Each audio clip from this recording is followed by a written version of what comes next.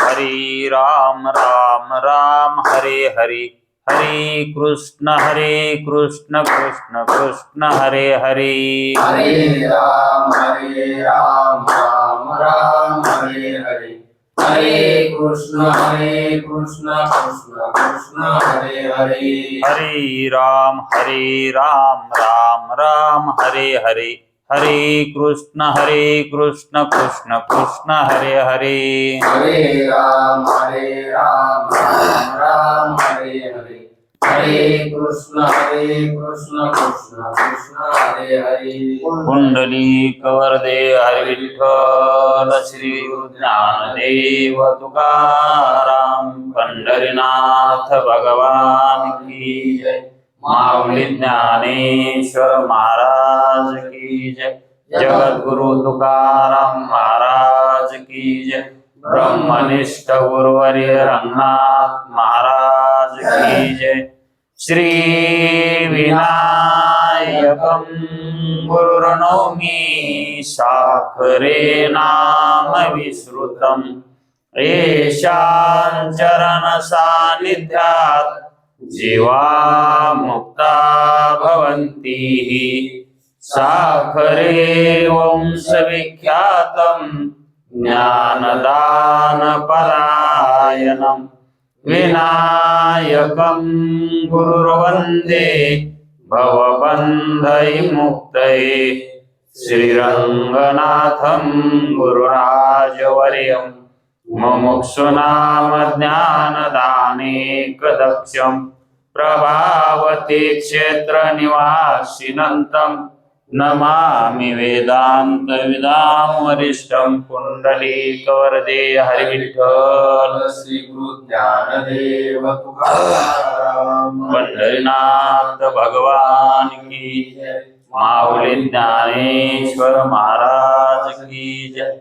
जो आनंद सत्य प्रकाश, विभो आणि आधार नाम रूपास, बुद्धी न जाणे आणि जाणे इतिहास, तो अपार शुद्ध परमात्मा मीच्याशे।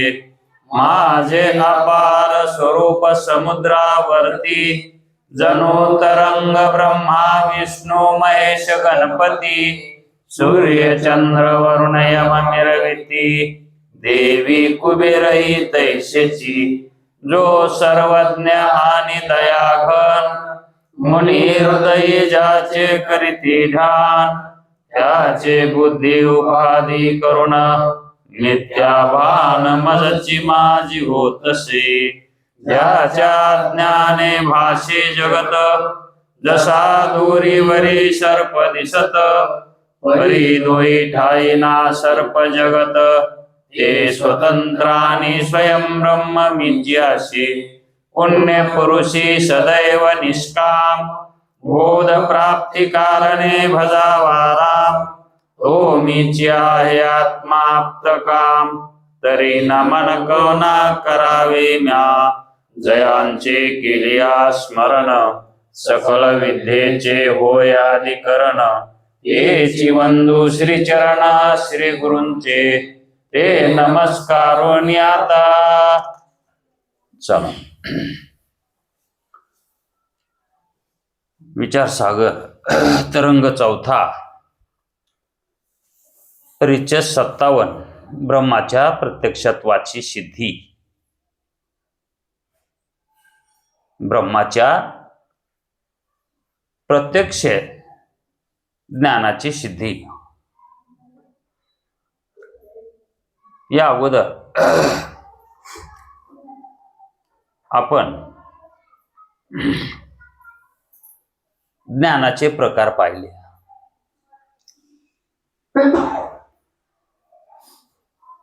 प्रमा हे दोन प्रकारचे आहे। एक प्रमा आणि दुसरी अप्रमा। मुळात प्रमेचे दोनच प्रकार आहेत। मग हे दोन प्रकार कसे सांगितले? अबाधित अर्थाला विषय करून देणारी आणि प्रमाणजन्य प्रमाणजन्य आणि अबाधित अर्थाला विषय करून देणारं जे ज्ञान आहे ते प्रमाज्ञान. ही प्रमाची व्याख्या झाली. आणि अप्रमाची जे व्यवहारामध्ये अबाधित अर्थाचा विषय होतं पण प्रमाणजन्य नसतं, किंवा ज्याच्या अर्थाचा बाध होतो त्याला अप्रमा म्हणायचं. असे प्रमा आणि अप्रमा दोन ज्ञाने आपणाला प्रत्यक्ष आहेत. अप्रमामध्ये दोन प्रकार सांगतात. प्रमामध्ये एकच आहे. मग प्रमामध्ये प्रकार करायचेच असतील तर 6 प्रमाणाचे 6 प्रमा मानायच्या. जी प्रत्यक्षे, अनुमान, शब्द, उपमान, अर्थापत्ती, अनुपलब्धी ही जी प्रमाणे आहेत हे प्रमाणापासून जे उत्पन्न होतं ज्ञान त्याला प्रमाज्ञान म्हणायचं. पण खरी एकच प्रमा आहे. मग त्यामध्ये शब्द प्रमाण जे आहे प्रमाणामध्ये ते सर्वात प्रबल प्रमाण आहे. शक्तिशाली, सामर्थ्यवान प्रमाण शब्द प्रमाण आहे. म्हणून इतर प्रमाण त्या शब्द प्रमाणाच्या योग्यतेचे नाहीत, त्याची बरोबरी करू शकत नाही. मग इथं शब्द प्रमाण म्हटलं की वेद हा शब्दानं गुंफलेला आहे. वेद म्हटलं की शब्द आले आणि तेच शब्द प्रमाण, आणि ते शब्द प्रमाण इतर प्रमाणापेक्षा प्रबल आहे असं सांगायचंय. म्हणून यांच्यापासून जे उत्पन्न होतंय ज्ञान त्याला प्रमा म्हणायचं. आणि अप्रमा कशाला म्हणायचं? मग बाधित अर्थाचं ज्ञान करून देतंय त्याला म्हणायचं अप्रमा.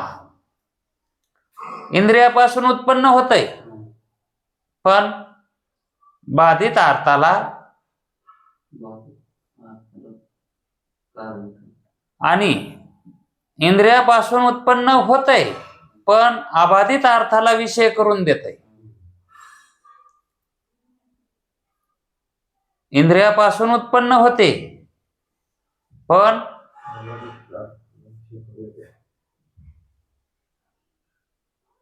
अबाधित अर्थालाही विषय करून देणारे काही ज्ञान आहेत आणि बाधित विषयाचाही अर्थ करून देणारे काही ज्ञान आहेत. त्याच्यामुळंच अप्रमामध्ये 2 प्रकार सांगितले. एक यथार्थ अप्रमा आणि एक अयथार्थ अप्रमा. मग यथार्थ कशाला म्हणायचं? अप्रमा अबाधित अर्थाला विषय करून देते आणि इंद्रियजन्यही.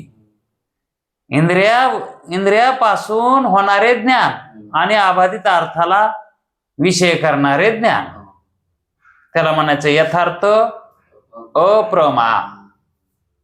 आणि अयथार्थ अप्रमा कशाला म्हणायचं?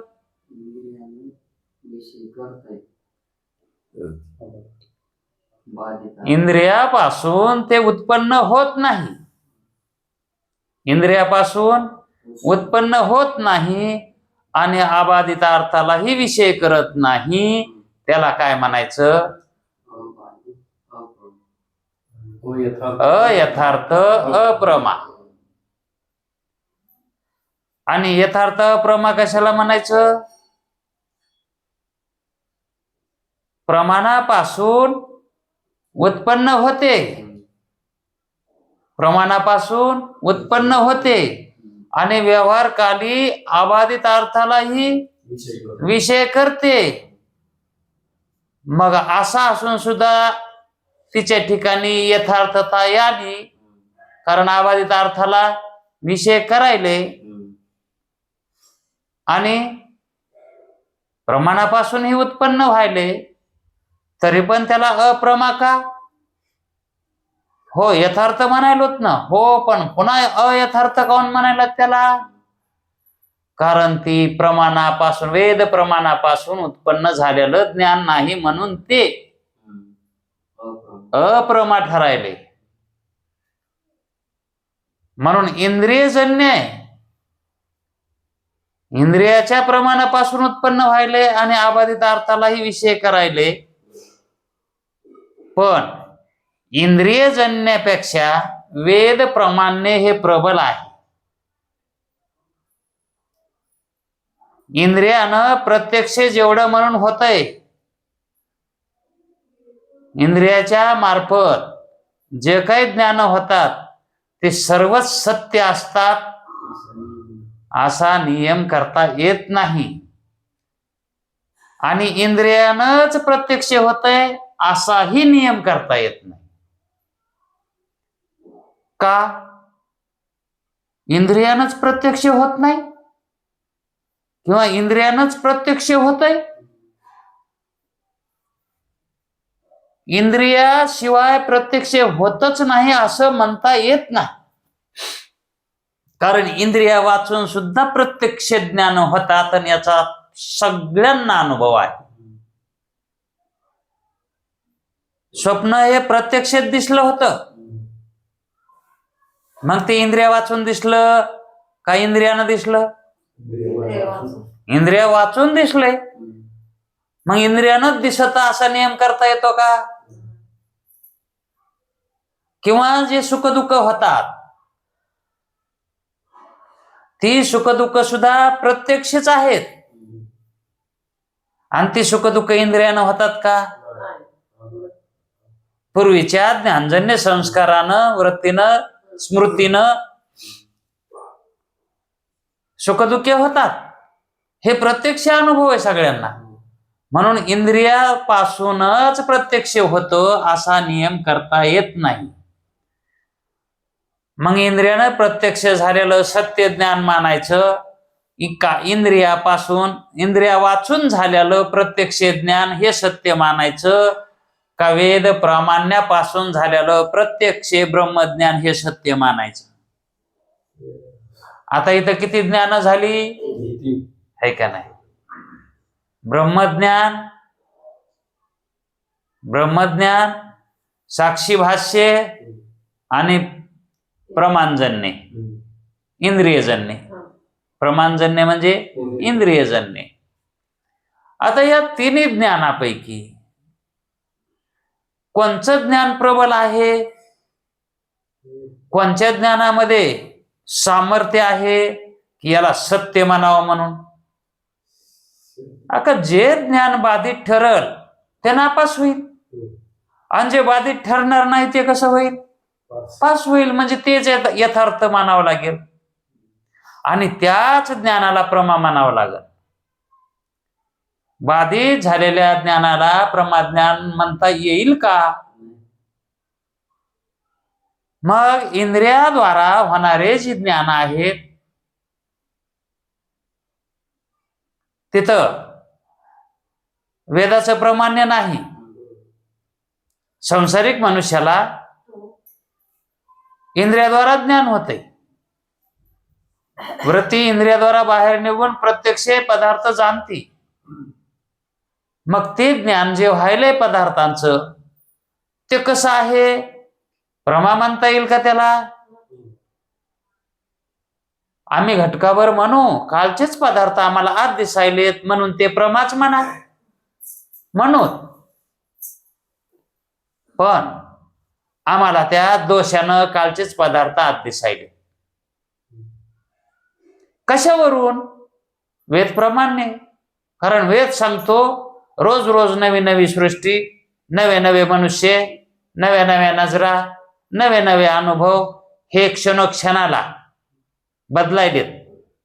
म्हणून कालचं आज नाही, आजचं उद्या नाही, हे वेदाचं प्रमाण आहे. मग वेद याला विरोध करतय प्रमाणजन्य ज्ञानाला, कोण्या इंद्रियजन्य ज्ञानाला वेदाचा विरोध येतो. मग वेद हेच खरं प्रमाण आहे. मग आपल्याला जरी इंद्रियानं हे प्रत्यक्ष पदार्थ दिसायले तरी पण हे प्रमाज्ञान, प्रमाणाचे ज्ञान, इंद्रियाचे ज्ञान हे कसे येतं? मिथ्या आहेत. याला सत्य म्हणता येईल का? फक्त वेद प्रमाणापासून उत्पन्न झालेलं ज्ञान हेच सत्य ज्ञान, प्रमाज्ञान आहे. आणि इंद्रियापासून होणारं ज्ञान हे अप्रमा आहे. यथार्थ जरी वाटत असलं तरी पण अप्रमाच आहे. आणि अयथार्थ, अप्रमा तर त्याचा तर विचारच करायची गरज नाही. कोणतं इत्य ज्ञान? स्वप्न, रज्जुवरला सर्प, शुक्तीवरली रजत, स्थानूवरचा पुरुष, ही ज्ञान कशी येतं? अयथार्थ, अप्रमा येतं. खोट्यातली खोटी येतं ती. आणि व्यावहारिकामधले खऱ्यातले खोटे आहेत. आणि ब्रह्मज्ञान खऱ्यातलं खरं आहे. एक खऱ्यातलं खरं आहे, एक खऱ्यातलं खोटं आहे, आणि एक खोट्यातलं खोटं आहे. मग आता आपल्याला कोणतं पसंत पडतंय बघा. मग आपली जशी अंतःकरणाचा अधिकार असेल तसं आपल्याला पसंत पडणार ते, है का नाही? कारण पसंती कोणाची आहे? अंतःकरण वृत्तीची आहे. मग जसं अंतःकरण असेल तशी ती वृत्ती उत्पन्न होती आणि तशा त्या ज्ञानाला ग्रहण करते. जसं अंतःकरण असेल, है का नाही, तशी वृत्ती निघणार आणि त्या प्रकारच्या ज्ञानाला ती पकडणार आणि तेच सत्य समजणार. प्रातिभाषिक सत्तेतले पदार्थ हे कसे आहेत? मिथ्या आहेत आणि दोषजन्य आहेत. कशाचा दोष आहे त्याला? निद्रा दोष आहे, अविद्याजन्य आहे. तिथं वृत्ती कशाची, कुठून उत्पन्न व्हायली? अविद्याजन्य वृत्ती तिथं. मग साक्षी ती अविद्याजन्य, अविद्यारूप वृत्ती, अविद्येपासून उत्पन्न होणारी वृत्ती, त्या वृत्तीनं स्वप्नातल्या पदार्थाचं प्रकाशन करतो. साक्षी स्वप्न पदार्थ, है का नाही? मग स्वप्न पदार्थाला उत्पत्तीला कारण अविद्या वृत्ती आहे आणि प्रकाशन करणारा साक्षी आहे. म्हणून ते पदार्थ आपल्याला त्या ठिकाणी प्रतीतीला येतात, है का नाही? आणि मग जागृतीतले पदार्थ कसे येतात? तसेच येत असतील की हो. स्वप्नातली जी पदार्थ साक्षीनं प्रकाशित केली ती कोण्या वृत्तीनं केली? अविद्या वृत्तीनं केली. आणि गुण कोणता घातला त्यांनी तिथं? तमोगुण. झोपीमध्ये म्हणल्यावर कोणता गुण असणार, है का नाही? मग तमोगुण वृत्ती आणि अविद्याजन्य अशा वृत्तीनं साक्षीनं त्या ठिकाणी पदार्थाचं प्रकाशन केलं. म्हणून ती पदार्थ कशी ठरली? जागृतीमध्ये मिथ्या ठरली. ती वास्तविक सत्य नाही याचा आपणाला अनुभव आला.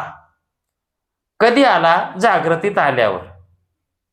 मग जागृतीत आल्यावर तोच साक्षी नंतर ते पदार्थ मिथ्या आहेत आणि ते मीच त्या ठिकाणी प्रकाशित केले होते अशी कबुली देतो. आपल्याला त्याचा अनुभव येतो ना. कोणी बघितले होते तिथं? दुसऱ्यानं कोणी बघितले होते का? ज्यानं उत्पन्न केले होते का? ज्यानं तिथं प्रकाशन केलंय का? तोच या ठिकाणी असं प्रकाशन करतो की तिथं प्रकाशन केलेलं हे पदार्थ सत्य नाहीत. तोच ठरवायलाय. उत्पन्न करताच ठरवायला येतो. म्हणून आपल्याला जागृतीत आल्यावर स्वप्न मिथ्या वाटतंय आणि स्वप्नामध्ये स्वप्न पदार्थ खरे वाटतात. म्हणजे जे खोटं म्हणायला जागृतीत आल्या, स्वप्नात गेल्यावर ते सत्य म्हणायला, तो एकच आहे, ते भिन्न नाहीत ना. मग तिथं असताना त्याला खोटं, तिथं असताना त्याला खरं, नाही तर आल्यावर त्याला खोटं, असा तो एकच का खरं खोटं करायला? कारण त्या उपाधी जशी असल तशी ती उपाधी बोलत असते, तशी ती उपाधी कारण ज्याच्या आज्ञात जो गेला का त्याच्यानुसारच वागावं लागतंय, ज्याच्या आज्ञात. तस जो साक्षी आहे तो साक्षी उपाधीच्या आज्ञेत आहे. कशात येतो? उपाधीच्या आज्ञेत गेलाय. जसा एखादा पुरुष बायकोच्या आज्ञेत जातो आणि बायको सांगल तसंच,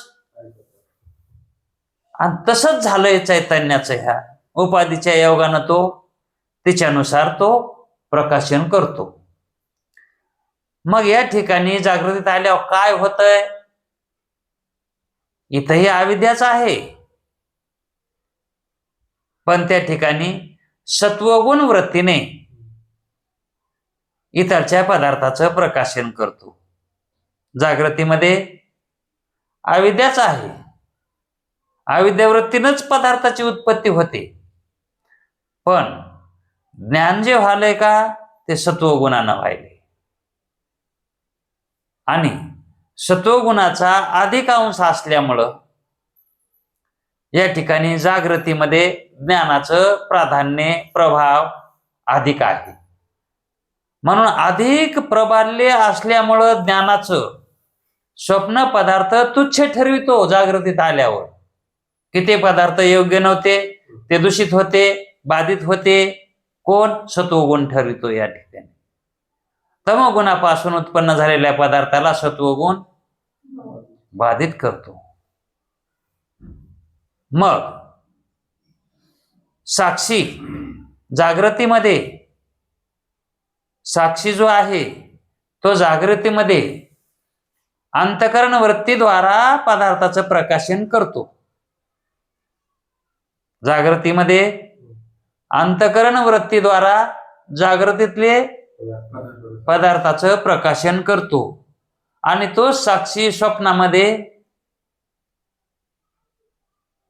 तो साक्षी स्वप्नामध्ये कशानं प्रकाशन करतो? जागृतीमध्ये कशानं करतो? सत्वगुणाने. आणि स्वप्नामध्ये तमोगुण वृत्तीने करतो, है का नाही?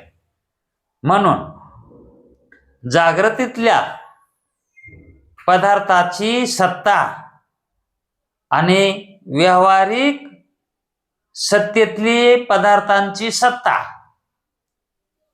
व्यावहारिक पदार्थाची सत्ता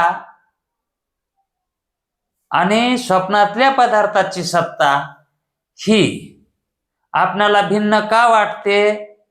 तर केवळ गुणाचा त्या ठिकाणी फरक आहे म्हणून. वास्तविक पाहता तिथलच्याही पदार्थाला आपण तिथं असताना व्यावहारिकच सत्ता दिली होती, आणि इथं जागृतीमध्ये आल्यावर ही पदार्थांना आपण व्यावहारिकच सत्ता द्यायलो. हे आपल्याकडूनच घडायले. फक्त गुण त्या ठिकाणी, म्हणजेच कार्यामध्ये बदल कोण करायले? गुण करायले. आणि कार्याचं कारण तर गुणच आहेत ना. मग कार्याचे कारण कोण आहेत? गुणामुळंच कार्य व्हायलेत, म्हणून ते कार्य भिन्न वाटायलेत. नाहीतर कार्य अभिन्नच येत, नाहीतर कार्य अभिन्नच आहेत आपल्याकडून आणि गुणाकडून. गुणाकडून भिन्न येत आणि आपल्याकडून. विचार केला तर आपल्याकडून कसे येत? अभिन्नच आहेत ना. आपण त्या ठिकाणी द्वैत करायलो का? तिथंही पदार्थ उत्पन्न व्हायलो, तिथंही सत्य मानले का नाही आपण? आणि इथंही काय मानायलो? सत्यच मानायलो. पण जागृतीत आल्यावर तिकडचे कसे व्हायले? तर भिन्न व्हायले. तर मग ते भिन्न कशामुळे व्हायलेत? गुणामुळे व्हायलेत. नाहीतर अभिन्नच आहे. तर स्वप्न आणि जागृती फक्त दोघाच्या मधात झोप आहे. स्वप्नाच्या आणि जागृतीच्या मधात काय आहे? आणि जर ती समजा झोप समजा नाहीच धरा समजा, तर मग स्वप्न आणि जागृती आहे का नाही? पण ज्याला ज्ञान झालंय का, कोणतं?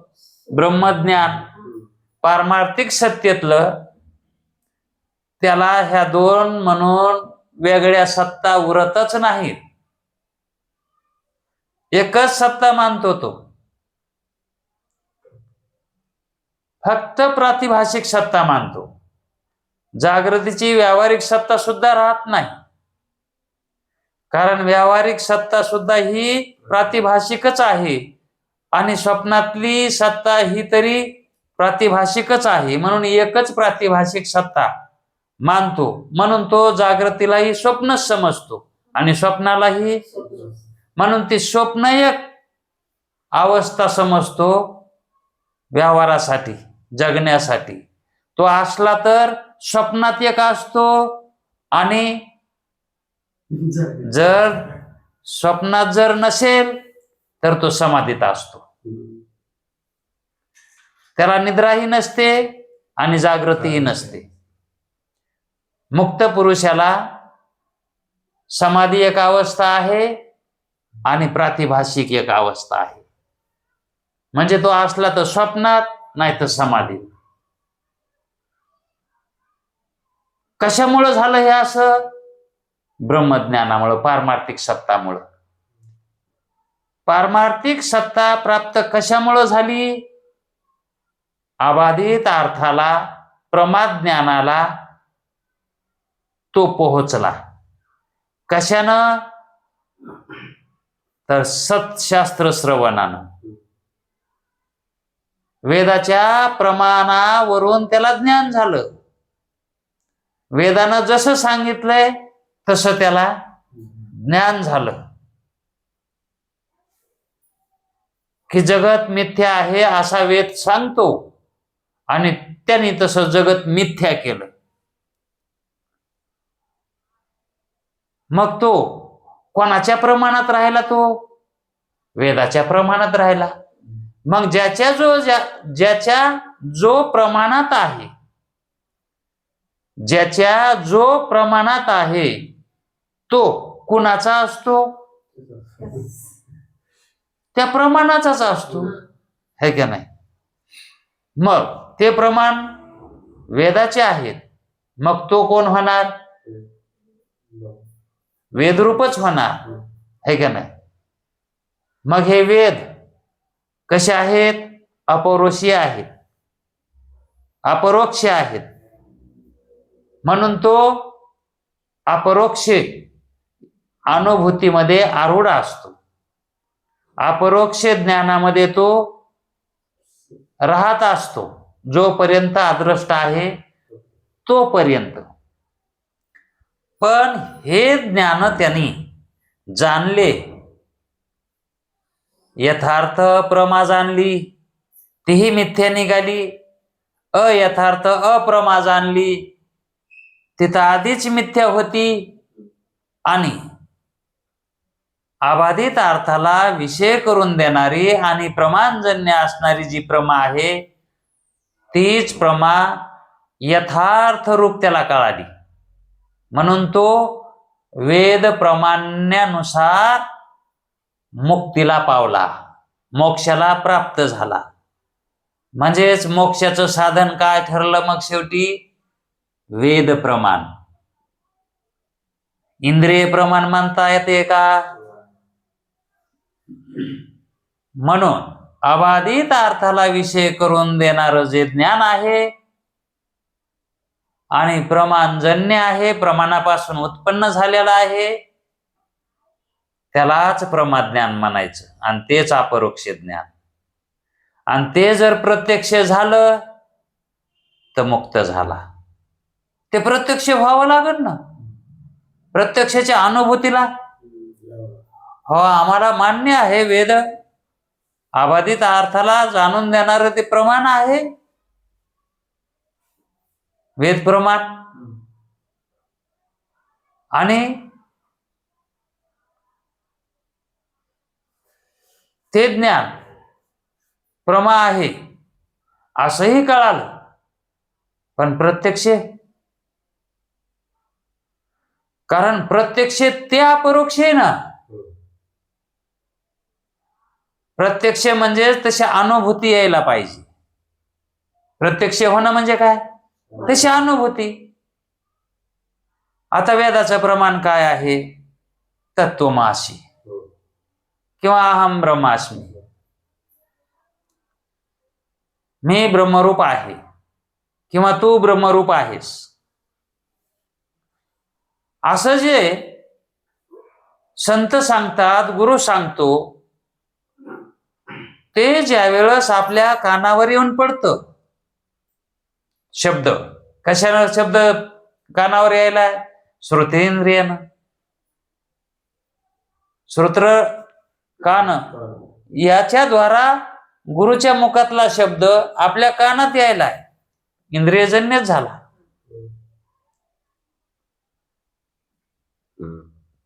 म्हणजे तो कुठं चाललाय? प्रमात्याकडे चाललाय. मग मी ब्रह्मरूप आहे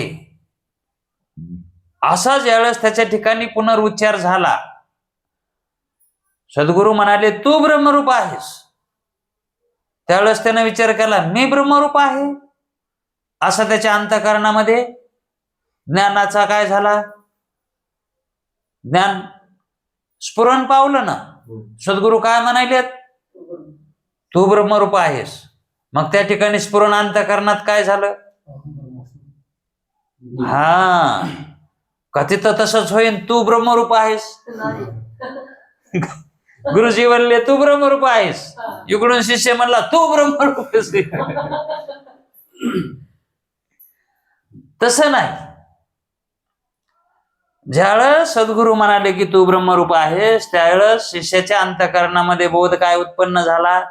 मी ब्रह्मरूप आहे, अहम ब्रह्मास्मी. मग त्या ज्ञानाला कोणती वृत्ती लागायला पाहिजे? अंतःकरणाची वृत्ती. कारण अंतःकरणामध्ये कोण आहे? आभास आहे, प्रमाता झालेला.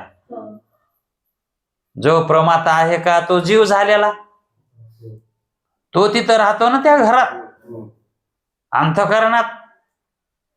आणि मग हा गुरुने केलेला बोध कुठे उत्पन्न झाला? तिथंच झाला. आणि मग तो झालेला बोध त्याने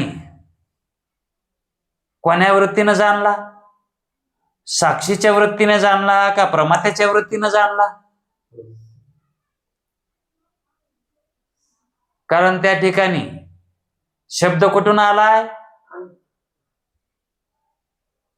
इंद्रिया वाचून ज्ञान झालंय का ते?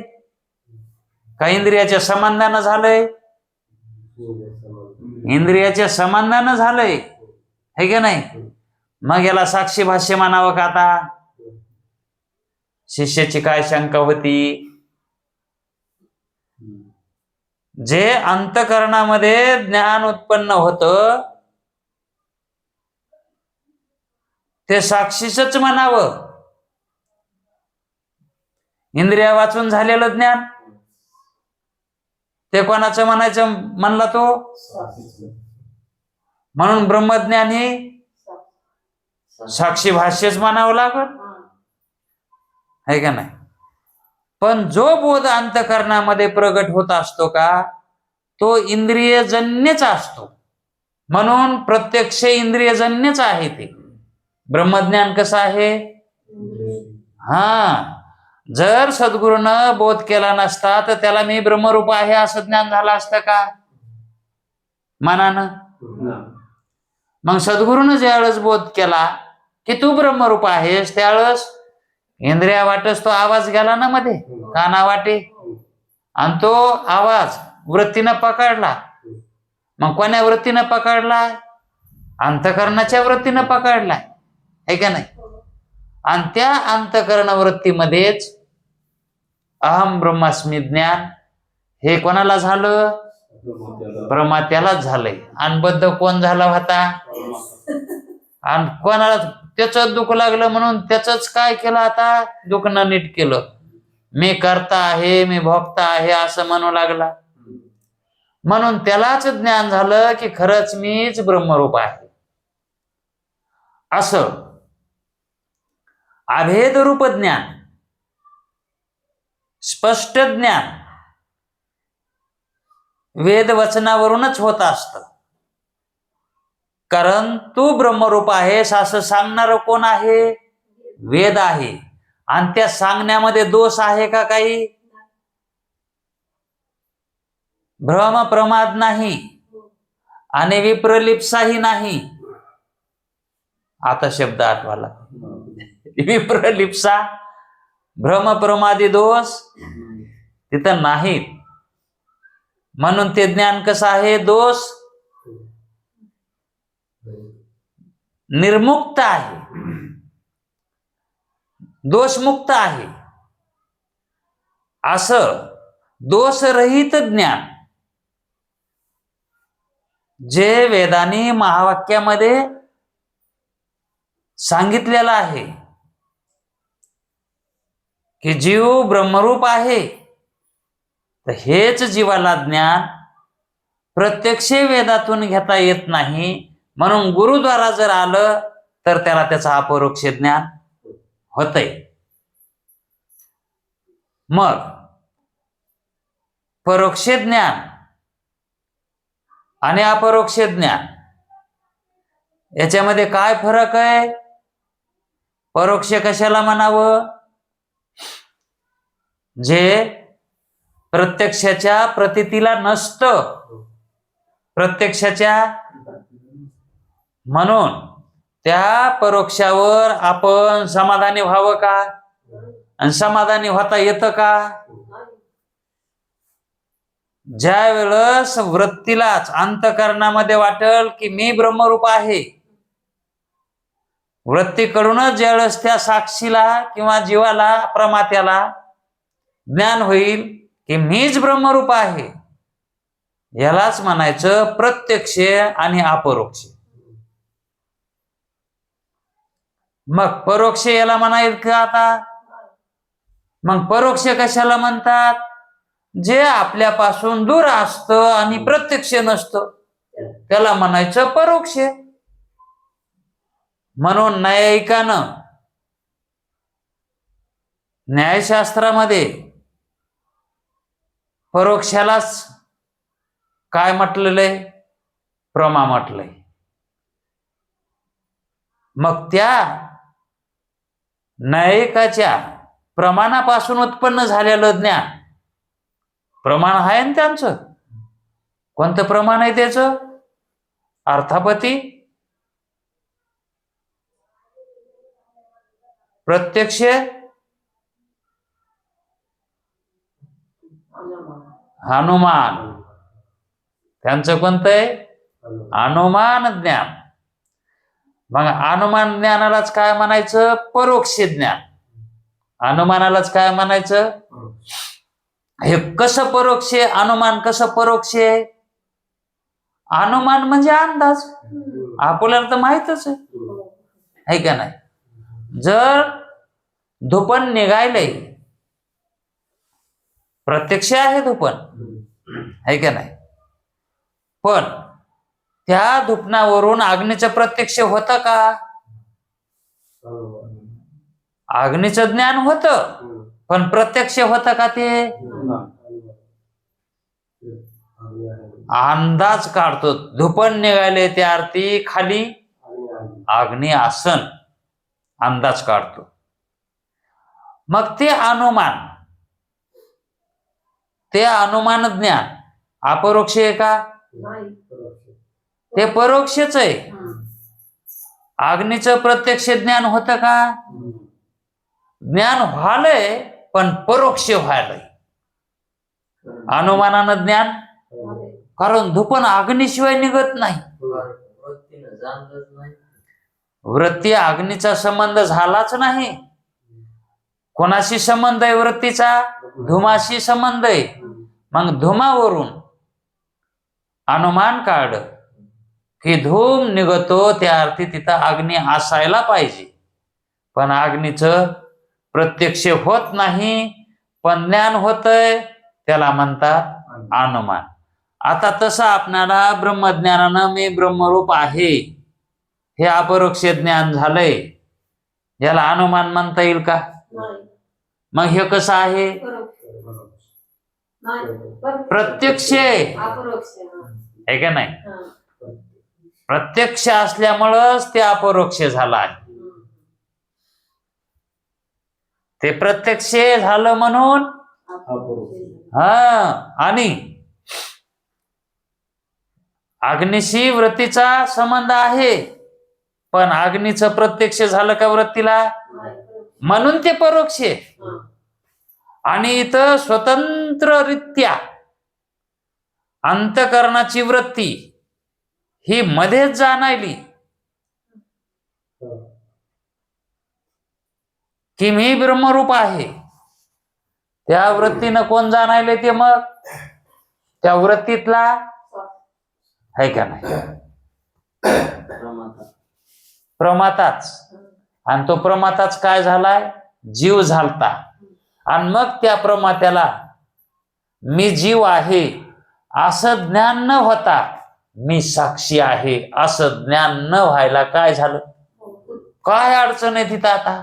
कारण प्रत्यक्ष झाल्यावर काय अडचण आहे?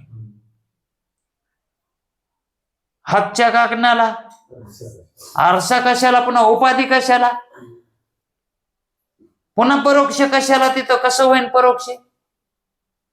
कारण तिथं परोक्ष व्हायचे काही साधनच नाही. तिथं झालंच तर अपरोक्षच होणार.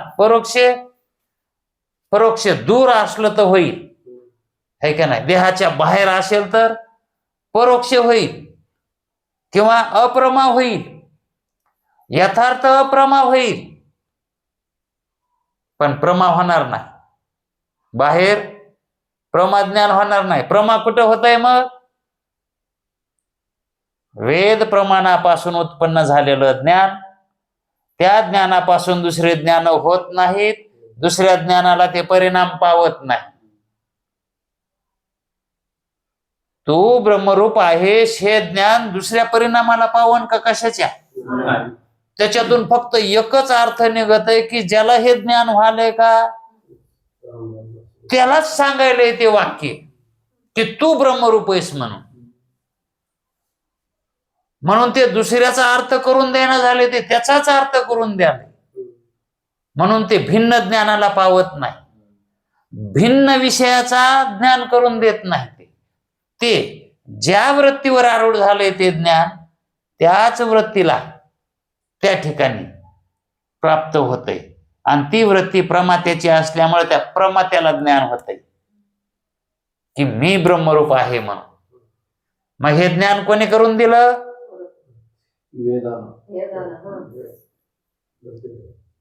हे ज्ञान कोणी सांगितलं? आपल्या कानात कोणी सांगितलं? आणि कशातलं सांगितलं? असं. मग आपल्याला ब्रह्मज्ञान होण्यासाठी कोण कारण आहे? वेद आणि गुरु हे दोन्ही कारण आहेत. मग एक कारण उपादान कारण आहे आणि एक कारण निमित्त कारण आहे. वाटण्या घालता येतील का? कोणतं निमित्त आहे, कोणतं उपादान आहे? उत्पन्न करून देणार कोण? उत्पन्न करून देणार ते जिथं होतं उत्पन्न झालेलं तिथलचं आपल्या कामाचं होतं का काही? हाय ते वेदात हाय. तिथं होतं ते, है का नाही? आणि आपल्या ठिकाणी उत्पन्न कोणी करून दिलं? मग उपादान कोण आणि निमित्त कोण?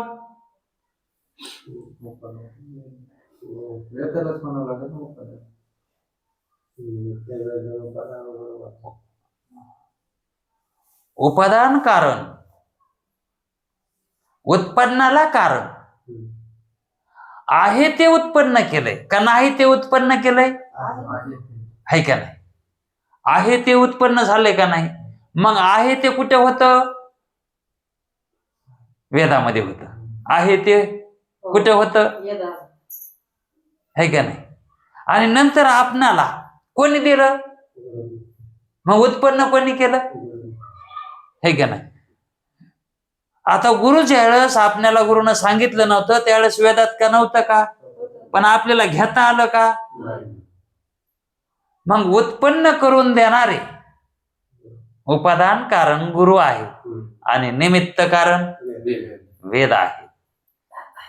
उपादान कारण हे विशेष असतं आणि निमित्त कारण हे सामान्य असतं.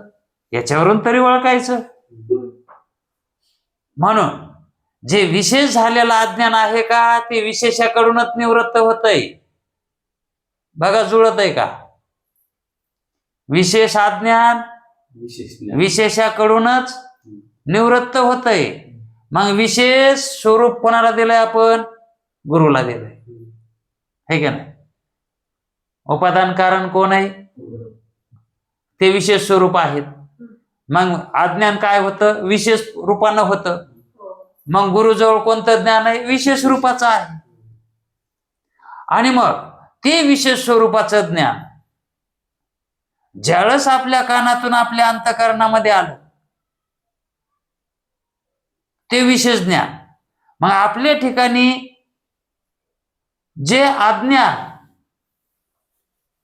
होतं का मानलेलं, आणि त्याचीच निवृत्ती झाली ना. मग त्यांनी ज्ञान दिलं का अज्ञान निवृत्त केलं? मग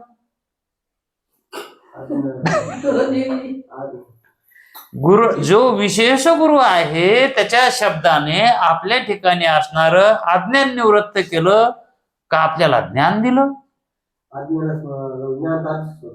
ज्ञान स्वरूप तुम्हीच आहेत ना. त्यांनी काय युक्ती केली? वेदामधलं एक वाक्य असं काढलं की तू ब्रह्मरूप आहेस म्हणून. त्याला त्याची ओळख सांगितली, फक्त ओळख सांगितली. ते ब्रह्मरूपच होतं ना आधीच, आणि त्यालाच ओळख सांगितली की तू ब्रह्मरूप आहेस. मग त्यानं काय झालं? अज्ञान पळून गेलं. त्याला त्याचं ज्ञान झालं की अज्ञान पळून गेलं. मग तुम्ही म्हणा आम्हाला ज्ञान झालं म्हणा किंवा अज्ञान निवृत्त झालं म्हणा. हा, मग ज्ञान झालं म्हणावं तर ज्ञानरूप अगोदरच होता म्हणून ज्ञान म्हणता येत नाही, है का नाही? आणि अज्ञान निवृत्त झालं म्हणावं तर अज्ञान कशात होतं? ते ज्ञान कशात होतं? अज्ञान पळून गेलं. ते फक्त मी ब्रह्मरूप हे माहित नव्हतं, हेच अज्ञान होतं. अज्ञान कुठे होतं? मी कोण आहे हे त्याला माहित नसणं हे अज्ञान होतं. आणि त्याला ते माहित झालं मी कोण आहे तर ते अज्ञान तिथं का नव्हतंच का असं कळालं त्याला? तिथं नव्हतंच असं कळालंय. फक्त मी कोण आहे हे माहित नव्हतं त्याला. अज्ञान ते कल्पनेतच होतं आणि ते पळून गेलं. कशानं? ह्या वाक्यानं दोन्ही कामं केली बघा. त्याच्या त्याला कळून बी दिलं तू कोण आहेस म्हणून, तिथलं अज्ञान बी पळून गेलं. असं सद्गुरु बोध करतात. पण सद्गुरूच्या सानिध्यात आलं तर आपणाला हे फळाची प्राप्ती होते.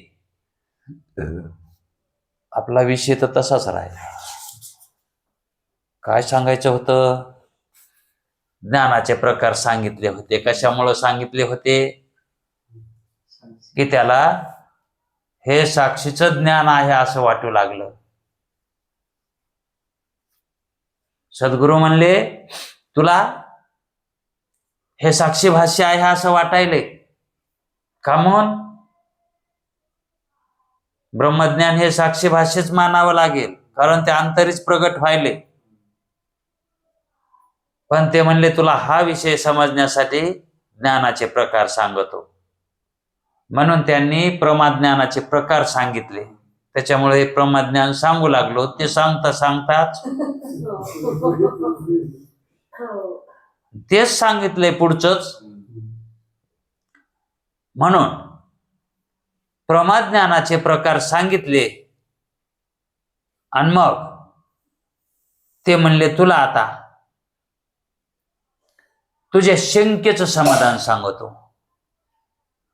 हे कशामुळं सांगितलं इतकं त्यांना?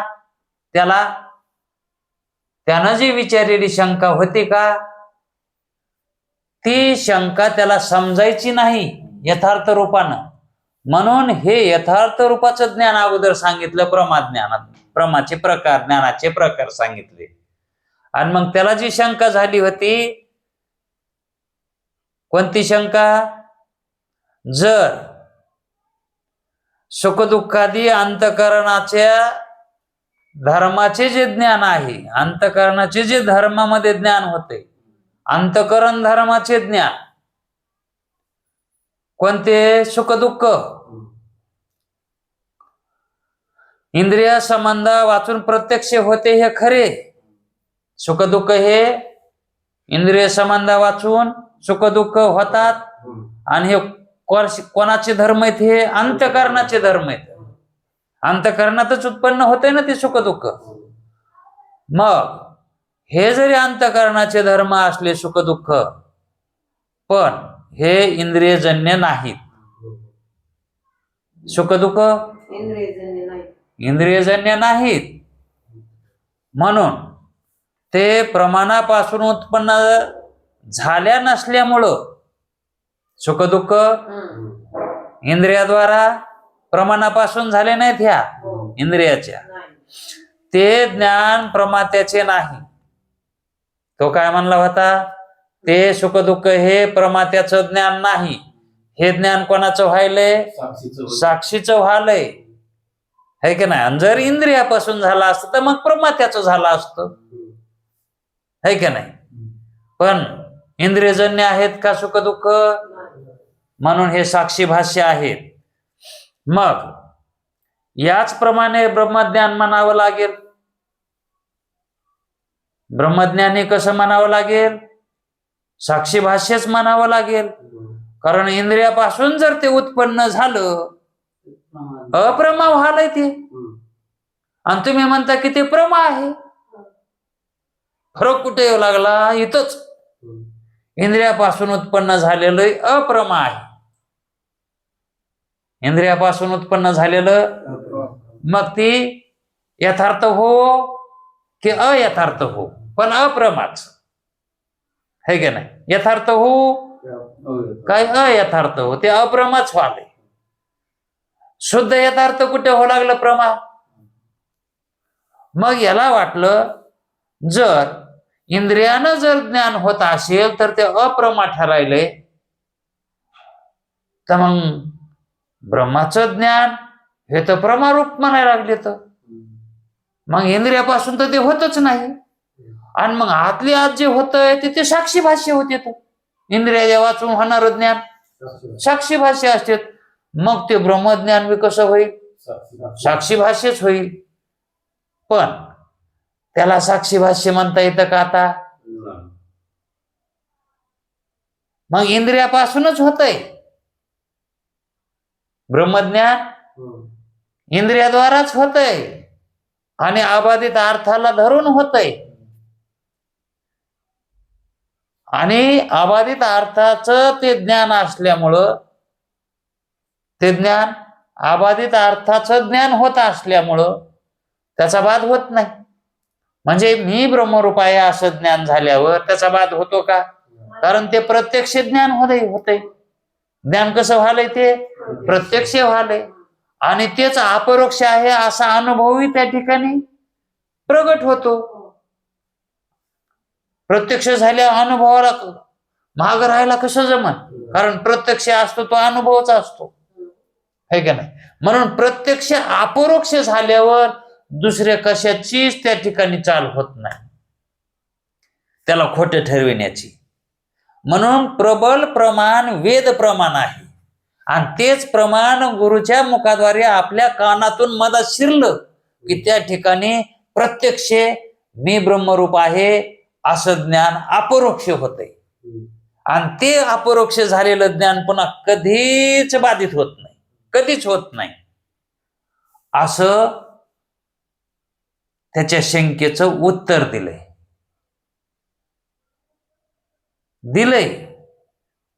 पण हे आपल्या मतानं झालंय. या ग्रंथकाराने कसं दिलंय ते आपण आता वेळ झाल्याच्याच गणतीत आहे. पण अशी जी त्याची शंका होती का, त्या शंकेचे उत्तर ते म्हणले तुला मी आता सांगायला काय तुला काही हरकत नाही. अगोदर का सांगितलं नाही? तुला हे ज्ञानाचे प्रकारच माहित नव्हते. सांगितले होते माग, पण तो आपलं चलत चलत आपलं फुट्याने घेतल्यासारखं घेतले असेल ते ज्ञान. हा, म्हणून ग्रंथकार इतकी काळजी घेतात की जो विषय सांगायचा आहे समजून तो कशानं समजून ते अगोदर आपल्याला ज्ञात करून देतात. म्हणून त्यांनी ज्ञानाचे प्रकार सांगितले. आणि यापुढं आता त्याची जी शंका होती का, त्याला वाटू लागलं ना हे साक्षी भाषेच होईल, ते साक्षी भाषे कसं होत नाही ते आपल्याला बी कळालं आता. पण हे कसं सांगतात ते म्हणजे आता तुला तुझ्या शंकेचं उत्तर सांगतो. तुला जी शंका झालती का त्याचं उत्तर तुला सांगतो, पण उद्याच्या वेळात, आता व्हायचं नाही. म्हणून उद्या ये. पुंडलिक वरदे हरी विठ्ठल.